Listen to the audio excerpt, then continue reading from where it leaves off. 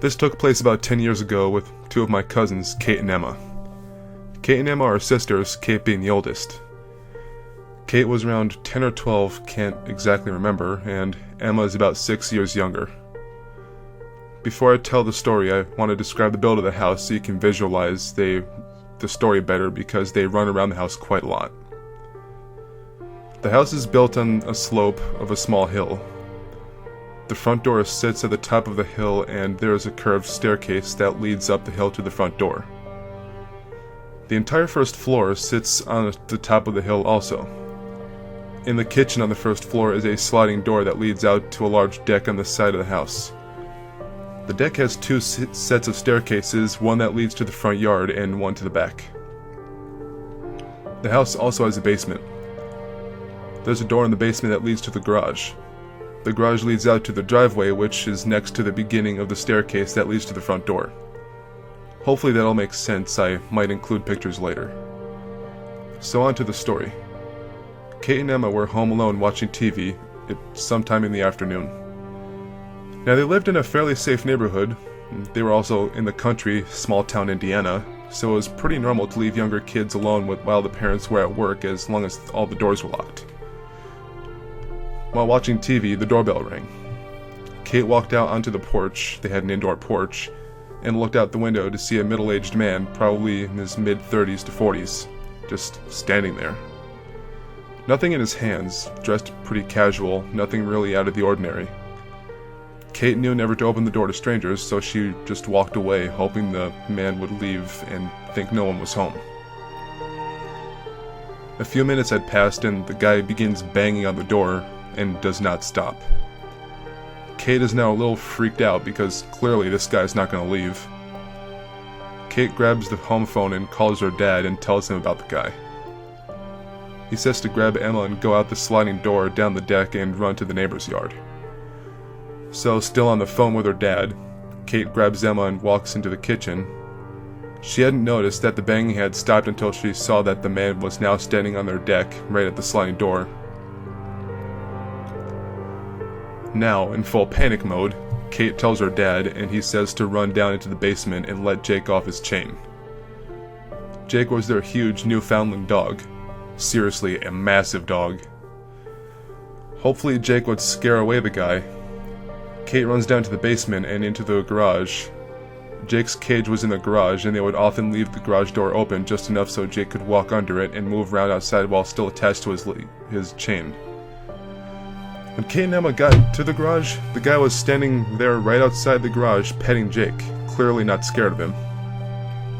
Now Kate and Emma are basically in tears, not sure what this guy wants. Their dad says to quickly run back out the sliding door down the deck into the neighbors again. Practically dragging Emma by the arms, Kate runs up the stairs and out the kitchen onto the deck. The guy is now walking up the first set of steps to the deck, shouting angrily at them. They scream and run down the other set of the stairs and sprint across the grass. Since this is the country, the houses have a decent amount of yard in between each. While running on this stretch of grass, this guy is chasing after them, screaming for them to come back. Kate and Emma finally make it to the neighbors and burst straight through the door without even knocking. Thankfully, they were home and called the police. Their dad arrives shortly before the police do and begins questioning the guy. Apparently all he needed was to get some gas, as he ran out a few blocks down. I don't remember exactly what happened or after that or what happened to the guy, but I can ask my cousins later and update you guys. Anytime this story comes up in my family, we all agree that his true intentions were clearly not to get gas from two little girls clearly terrified out of their minds. To the scary man who chased my two little cousins because he needed gas, let's not meet.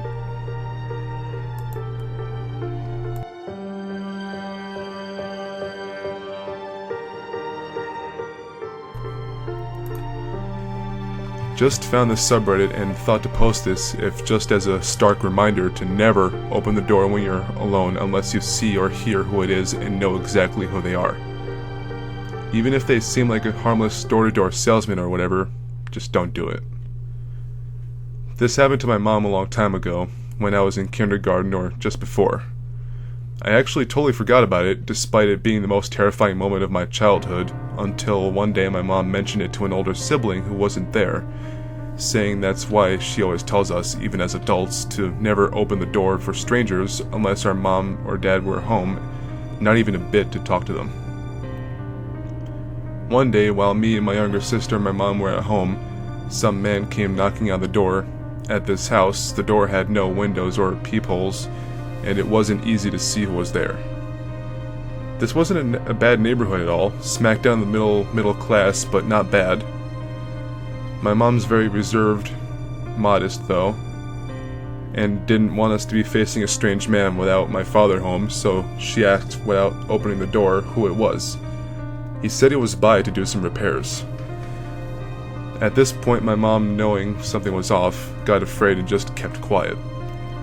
Nothing was wrong with the house, and we weren't expecting any type of repairs.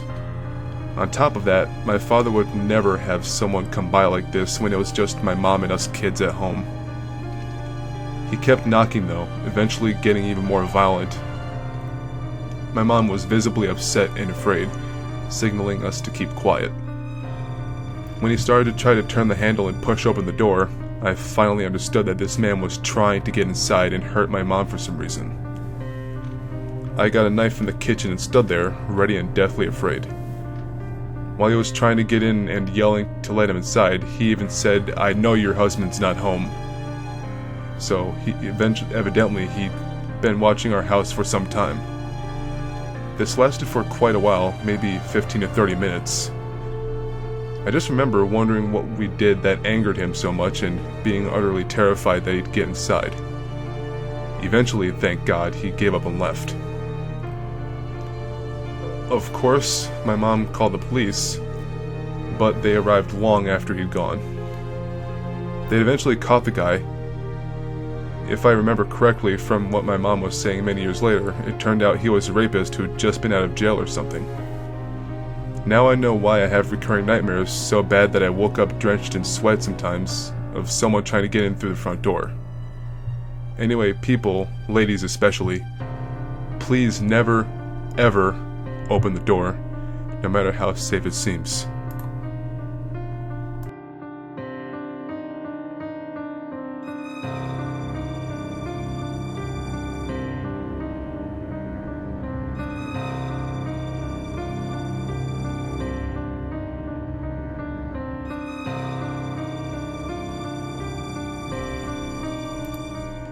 I was maybe 11 or 12 years old at this time.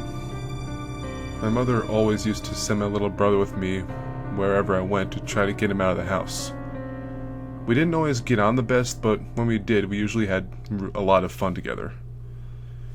It was the middle of summer, and we decided we would walk to the shop to get a cold drink, since it was really hot out that day. The shop was literally a 10-minute walk, so my mother never really minded us going. We were about halfway there when we noticed this old woman, maybe in her early 70s, shuffling across the footpath in an all-black gown. She had such a bleak, non-emotional face that was quite unsettling. I didn't take much more notice as we continued to walk, and that's when my little brother stupidly decided to shout across the road to her, "Hey you! Are you a witch?" I angrily hit him and asked, "What the hell are you doing?" And looked across to try to apologize to the lady. She still had her back turned when I said, "Hey, I'm really sorry about all that." Still feeling annoyed at my brother's stupid actions, and I left red-faced. The woman had said nothing as she slowly turned around to face us. My heart sunk into my chest as she gave me and my brother a really chilling and threatening look. She was then staring at my brother as if her eyes were peering into his soul. I don't know, but something about the look that she was giving us completely terrified me and my brother, who was also starting to shake. The woman, still saying nothing at all, just continued to stand there, staring with that horrible, creepy look on her face that I don't think I'll ever be able to forget. I grabbed my brother's arm and walked on as he kept looking back and continued saying, "She's still looking, Helix, she's still looking." I could feel his arm shake as we walked on. We got to the shop and went inside and went towards the drinks. We both picked up a can of Coke from what I remember and walked towards the till. The line was slightly long, so the shop door was in sight from where we were standing. That's when my little brother spotted her. She was pacing up and down the road outside the shop and appeared to be mumbling words while repeatedly looking into the shop, staring at us once again. It was at this point that my brother had a fit and immediately started to cry. The fear was really hitting me now. My heart was beating faster than it ever had before. Clearly the woman had been angry about the stupid remark, but surely this was too far. What the hell did she want? I tried to calm my brother down and told him we should wait and walk down the aisles and just wait a few minutes in the hopes that she would leave. But she didn't. She was now standing right at the door, making strange hand signals towards us and still muttering words. This was just getting to be too much. I ran to tell the manager of the store, who was quick to walk outside the shop and tell the woman to leave. Still scared, which the manager could easily notice as we both still shook, kindly offered to walk us home. There was no sign of this woman on the way back. I only saw this woman once afterwards, and it was while I was on the bus, and thankfully she didn't see me. I never really believed in witchcraft or that sort of thing, but nothing had ever scared me, ever, more than this. That look on her face, those words she was muttering. Could it have been a spell? Sure, it sounds stupid, but I'll be honest in saying I've never always had the best of luck. I saw the woman once more a month later on the bus, but thankfully she didn't see me. It's been 6 years since, and I haven't seen her again.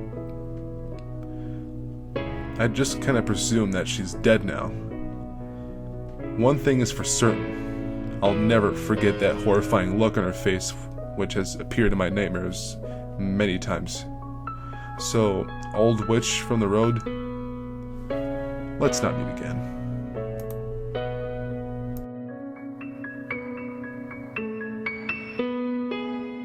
Hey guys, this is Mr. Factual here. I just wanted to thank you all so much for watching my first video. Just wanted to apologize for the clicking if you probably noticed it whenever a story ended or began. Hopefully I'll actually be able to edit that out like a smart person. But if you guys liked it, then you can leave a like. It's totally up to you. I hate people that self-advertise, saying, oh, leave a like. So if you really want to, you can. If you don't, totally understandable. Anyways, it's been great, and I will be back next week with a whole new set of stories for you all. Again, thank you so much for watching, and good night. Stay safe, and seriously, if any strangers come knocking on your door, just don't open it. Seriously, that's serious advice. Don't open the door. Alright, thank you guys, and I'll see you next week.